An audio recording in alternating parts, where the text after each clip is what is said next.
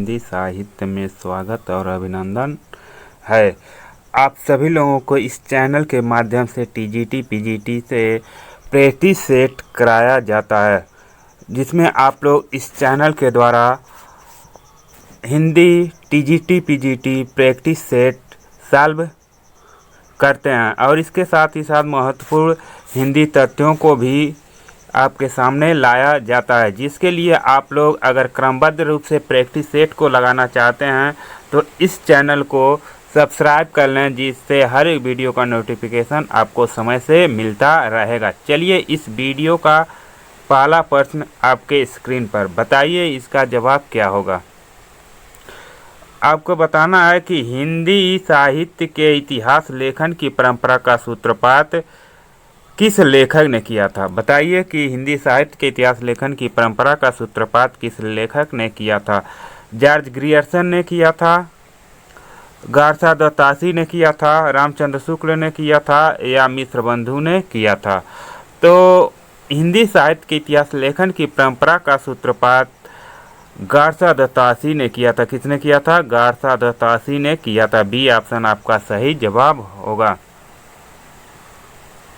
चलिए अगला बताइए, प्रश्न नंबर 32।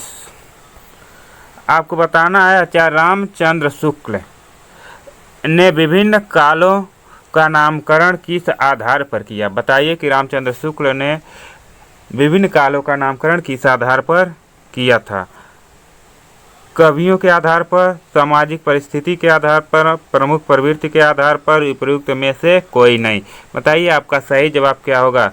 तो रामचंद्र शुक्ल ने विभिन्न कालों का नामकरण प्रमुख प्रवृत्ति के आधार पर किया था। आपका सी ऑप्शन सही जवाब होगा। चलिए प्रश्न नंबर 33 बताइए आप कि हिंदी भाषा का संस्कार एवं परिमार्जन किस पत्रिका के माध्यम से हुआ है। आपको बताना है कि हिंदी भाषा का संस्कार एवं परिमार्जन किस पत्रिका के माध्यम से हुआ है। ब्राह्मण पत्रिका के द्वारा, प्रताप पत्रिका के द्वारा, सरस्वती पत्रिका के द्वारा या कविवचन सुधा पत्रिका के द्वारा। बताइए इसका सही जवाब क्या होगा। तो हिंदी भाषा का संस्कार एवं परिमार्जन सरस्वती पत्रिका के द्वारा किया गया था। इसका संस्थापक कौन थे? तो प्रथम संस्थापक चिंतामणि घोष थे। इसके पहले संपादक कौन थे? तो इनके पहले संपादक श्याम सुंदर सेन थे और दूसरे संपादक इसके महावीर स्वामी बने थे। चलिए अगला देखते हैं, प्रश्न नंबर 34। आचार्य महावीर प्रसाद द्विवेदी ने सरस्वती पत्रिका का संपादन भार कब संभाला। आपको बताना है कि सरस्वती पत्रिका का संपादन भार महावीर प्रसाद द्विवेदी ने कब संभाला था। बताइए कब संभाला था। 1903 में, 1905 में, 1900 में या 1920 ईस्वी में। बताइए सही जवाब क्या होगा। तो आपका सही जवाब होता है आचार्य महावीर प्रसाद द्विवेदी ने सरस्वती पत्रिका का संपादन 1903 ईस्वी में किया था और इन्होंने 1920 तक किए। कब तक किए? 1920 तक किए थे। 1903 से 1920 तक इसके संपादक रहे। चलिए अगला बताइए, प्रश्न नंबर 35। आपको बताना है इनमें से कौन सा कवि द्विवेदी युग का नहीं है। बताइए किसमें से कौन से कवि द्विवेदी युग के नहीं हैं। सुमित्रा नंदन पंत नहीं हैं, जयशंकर प्रसाद जी नहीं हैं, मैथिली शरण गुप्त जी नहीं हैं या रामधारी सिंह दिनकर जी नहीं हैं। तो आप लोगों को पता है छायावाद के युग सुमित्रा नंदन पंत भी हैं, जयशंकर प्रसाद जी भी हैं, रामधारी सिंह दिनकर जी भी हैं। तो कौन नहीं हैं? तो मैथिली शरण गुप्त जी आपके द्विवेदी युग के कवि नहीं हैं। प्रश्न नंबर 36 बताइए आपका सही जवाब क्या होगा।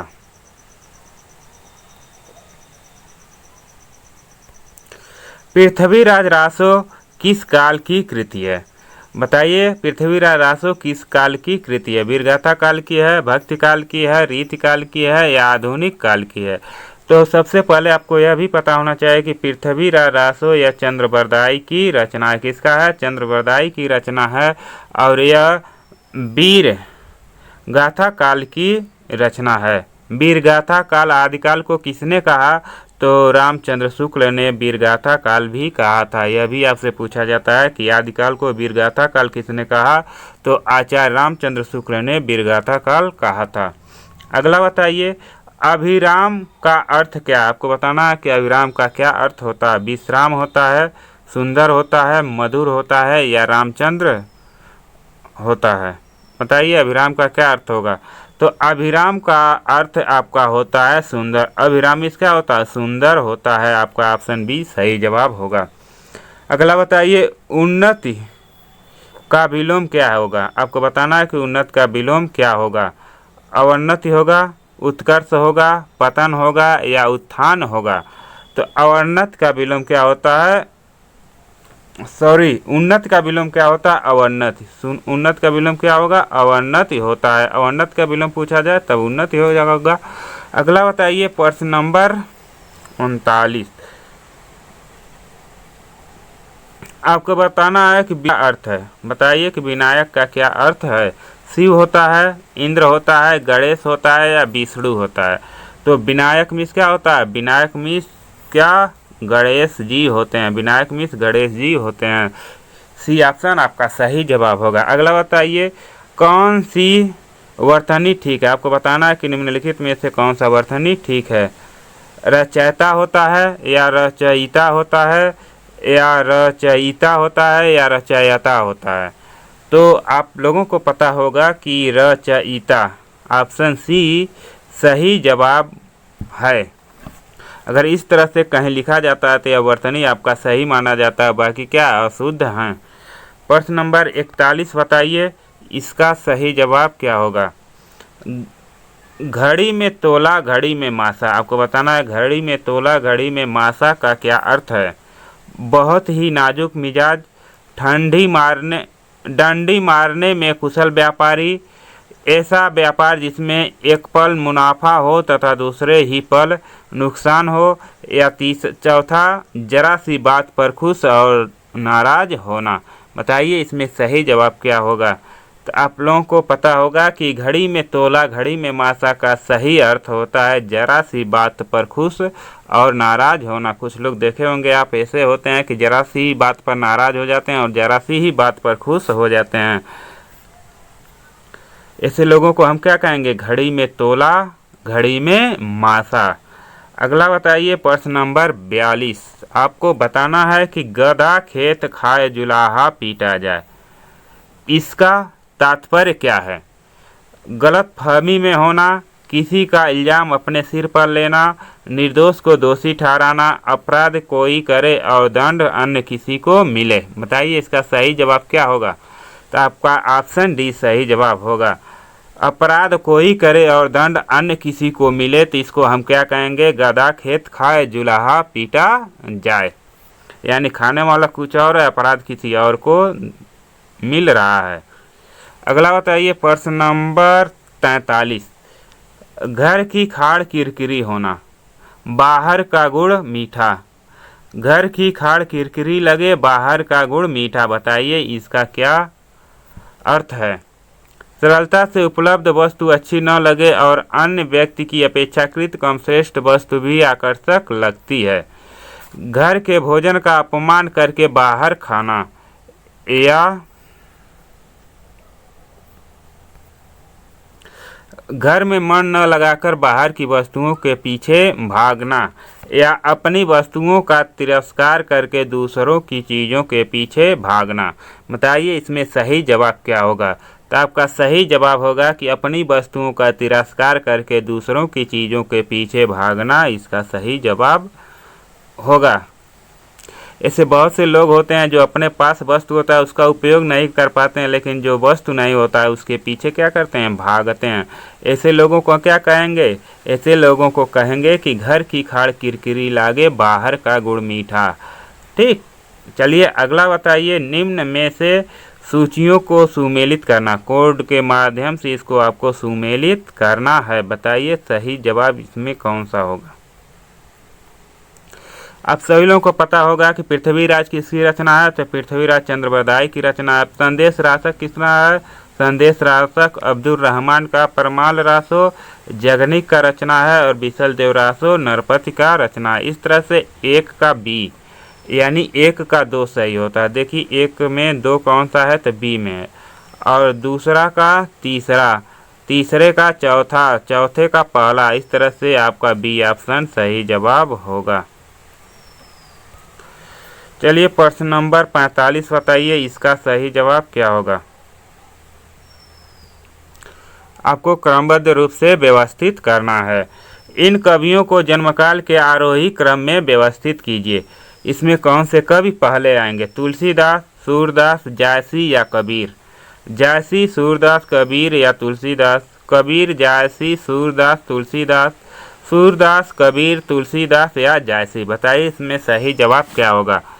तो आप लोगों को पता होना चाहिए कि सबसे पहले कवि इन कवियों में से कौन है, तो सबसे पहले कवि हैं कबीरदास, जिनका जन्म 1398 में हुआ था। कब हुआ था, 1398 में हुआ था। इसके बाद हैं जायसी। जायसी का जन्म कब हुआ था, तो जायसी का जन्म 1467 में हुआ था। कब हुआ था, 1467 ईस्वी में हुआ था। इसके बाद सूरदास का जन्म आपको हुआ था कब, 1478 ईस्वी में। कब हुआ था, 1478 ईस्वी में। और तुलसीदास का जन्म हुआ था 1511 ईस्वी में। कब हुआ था, 1511 ईस्वी में हुआ था। इस तरह से आपका ऑप्शन सी सही जवाब होगा। प्रश्न नंबर 46 बताइए, इसका सही जवाब क्या होगा। सूफी साधना के 4 मुकामों में कौन सा शामिल नहीं है। यह बहुत ही इम्पॉर्टेंट क्वेश्चन है और यह घुमा फिरा कर किसी न किसी तरह से परीक्षा में पूछा ही जाता है। शरीयत है, तरीकत है, मलकत है या हकीकत है। सूफी साधना के 4 मुकाम होते हैं, जिसमें कौन सा नहीं है। तो आपका शरीयत भी होता है, तरीकत भी होता है, हकीकत भी होता है, लेकिन क्या नहीं होता, मलकत नहीं होता।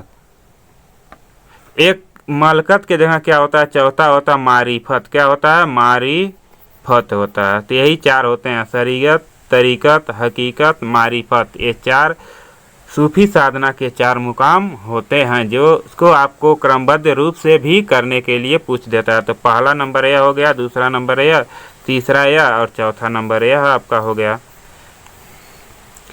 चलिए 45 देखिए, सूफी प्रेमाख्यानों में ईश्वर को किस रूप में कल्पित किया गया है। तो सूफी प्रेमाख्यान में ईश्वर को पति के रूप में देखा जाता है कि पत्नी के रूप में या मित्र के रूप में या इनमें से कोई नहीं।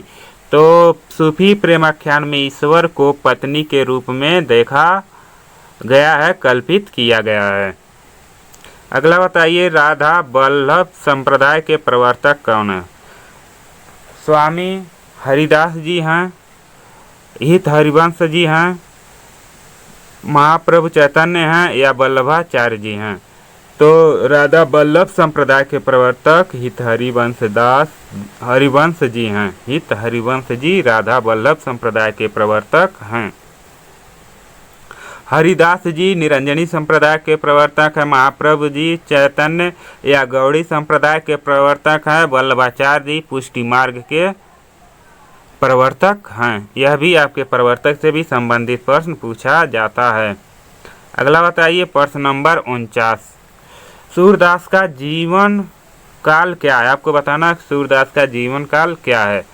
1450 से 1555 ईस्वी, 1478 से 1583 ईस्वी, 1468 से 1573 ईस्वी, 1480 से 1570 ईस्वी।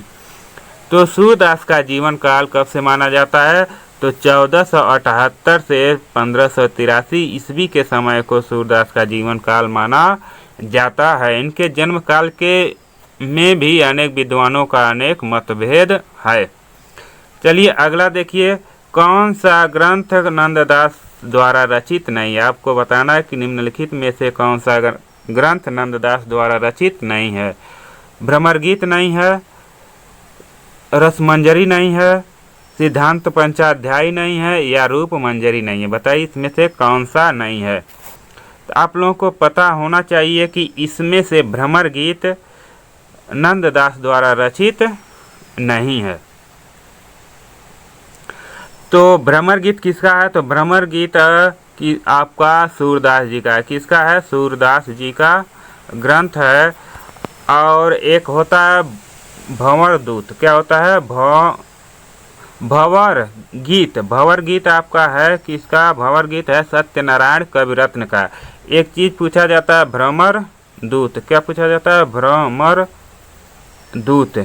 यह भ्रमर दूत किसका है? तो यह भ्रमर दूत आपका सत्यनारायण कविरत्न का है। सॉरी, एक बार ध्यान दीजिएगा इसे। भ्रमर दूत सत्यनारायण कविरत्न का है। किसका है? सत्यनारायण कविरत्न का है। और भंवर गीत किसका है? तो भंवर गीत नंददास का है। किसका है? नंददास का है। तो इन तीनों रचनाओं में बहुत ही कंफ्यूज होता है। भंवर गीत पूछा जाए तो आप बताएंगे नंददास, भ्रमर दूत पूछा जाए तो सत्यनारायण कविरत्न, और भ्रमर गीत पूछा जाए तो आपका सूरदास जी होंगे। इस तरह से इसमें सही जवाब आपका क्या होगा? ऑप्शन ए सही जवाब होगा। भंवर गीत नंददास का रचना नहीं है। रसमंजरी नंददास का है। सिद्धांत पंचाध्याय नंददास का है। रूपमंजरी भी नंददास जी का है। अगर आप डाउट्स वाले प्रश्नों को अच्छे तरह से सॉल्व करना चाहते हैं या उसके बारे में जानना चाहते हैं तो प्लेलिस्ट में जाकर बहुत सारे डाउट्स वाले क्वेश्चनों को संबंधित वीडियो को बनाया गया, जिसे देखकर आप अपना ज्ञान को और मजबूत बना सकते हैं। अगला देखिए, विक्रमोर्वशीयम के रचयिता कौन है? आपको बताना है कि विक्रमोर्वशीयम के रचयिता कौन है। श्रीहर्ष हैं, भर्तृहरि हैं, भास हैं या कालिदास हैं? तो विक्रमोर्वशीयम के रचयिता कौन है? कालिदास जी हैं। डी ऑप्शन सही जवाब होगा। इन सभी संस्कृत रचनाकारों का भी आपको अध्ययन करना है, जिनसे संबंधित प्रश्न टीजीटी पीजीटी में पूछे ही जाते हैं।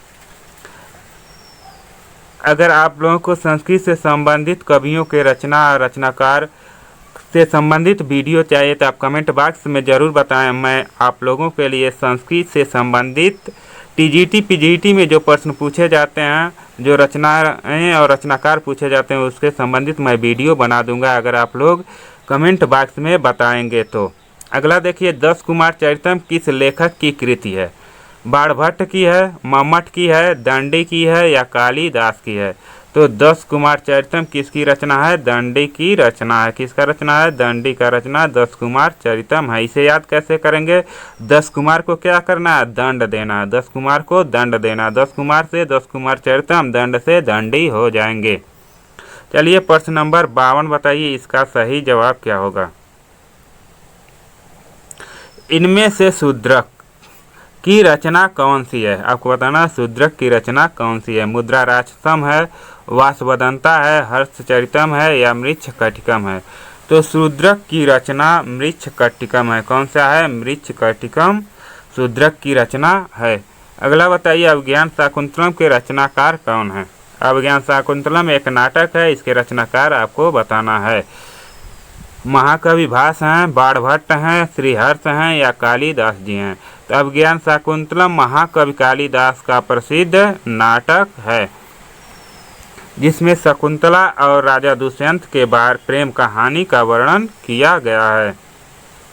अगला बताइए प्रश्न नंबर 55, गीत गोविंद किस संस्कृत कवि की रचना है? कालिदास का है, जयदेव का है, अमरुक का है या भर्तृहरि का है? तो गीत गोविंद किसकी रचना है? तो आप सभी लोगों को पता होगा कि जयदेव की रचना है। जयदेव क्या थे? एक संस्कृत कवि थे। अगला बताइए प्रश्न नंबर 56, नाविक शब्द का सही संधि विच्छेद इनमें से क्या होगा? नाधन विक होगा, नावधन इक होगा, नौधन इक होगा, नोधन इक। बताइए इसमें सही जवाब क्या होगा? तो आपका सही जवाब होता है नाविक का संधि विच्छेद होगा नौधन इक। इसमें कौन सी संधि है? इसमें अयादि संधि है। कौन सी संधि है? अयादि संधि है। अगला बताइए प्रश्न नंबर 57, संचित का संधि विच्छेद क्या होगा? सतधन चित्त होगा, सतधन चित्त होगा, सतधन चित्त होगा या सतधन चित्त होगा? बताइए इसमें सही जवाब क्या हो? देखिएगा कंफ्यूज होने वाला क्वेश्चन है। तो इसमें सही जवाब आपका होगा सतधन चित्त। डी ऑप्शन सही हो जाएगा। जो लोग ए ऑप्शन लगाए हैं उनका गलत होगा, क्योंकि यहाँ लास्ट में क्या हलंत नहीं है। अगला बताइए, प्रतिदिन में कौन सा समास है। आपको बताना है कि प्रतिदिन में कौन सा समास है। कर्मधारय समास है, व्ययभाव समास है, बहुब्रीहि समास है या द्विगु समास है। तो प्रतिदिन में क्या है, अव्ययी भाव समास है। बी ऑप्शन सही जवाब होगा। जिस समास में प्रथम पद अव्यय होता है एवं उसी की प्रधानता होती है उसे हम अव्ययी भाव समास कहते हैं। अगला बताइए, रक्तवर्ण में कौन सा समास है। रक्तवर्ण में कौन सा समास है आपको बताना है। अव्ययी भाव है, बहुब्रीहि है, तत्पुरुष है या कर्मधारय है। तो रक्तवर्ण में कर्मधारय समास होगा। कौन सा समास है, कर्मधारय समास है। जिस समास में विशेषण विशेष उपमेय उपमान का संबंध होता है वहाँ कर्मधारय समास होता है। अगला बताइए, राजन शब्द का पंचमी एकवचन का रूप क्या है। बताइए कि राजन शब्द का पंचमी एकवचन का रूप क्या होगा। राज्ञ होगा, राज्ञ होगा, राज्ञा होगा या राज्ञ होगा। तो राजन शब्द का पंचमी एकवचन का रूप राज्ञ होगा। क्या होगा, राज्ञ होगा। आपका ए ऑप्शन सही जवाब होता है। इस तरह से आपके 30 प्रश्न आज कंप्लीट होते हैं। और आप लोगों को यह मेरा छोटा सा प्रयास कैसा लग रहा है उसके बारे में कमेंट बॉक्स में ज़रूर बताएं। और इसके साथ ही साथ जो लोग अभी तक वीडियो को लाइक नहीं किए हैं वो लाइक कर दें, और लाइक करने के बाद अपने मित्रों को पास शेयर करें, जिससे अधिक से अधिक लोग इस चैनल से जुड़ें, अपने जानकारी को आकलन करें कि आपका कितना प्रश्न सही हो रहा है। और सभी लोग जो लोग अभी तक इस चैनल को सब्सक्राइब नहीं किए हैं वह सब्सक्राइब करके नोटिफिकेशन को दबा लें, जिससे हर एक वीडियो का नोटिफिकेशन आपको समय से मिलता रहा। चलिए फिर अगले वीडियो में मिलते हैं, तब तक के लिए जय हिंद, जय भारत, वंदे।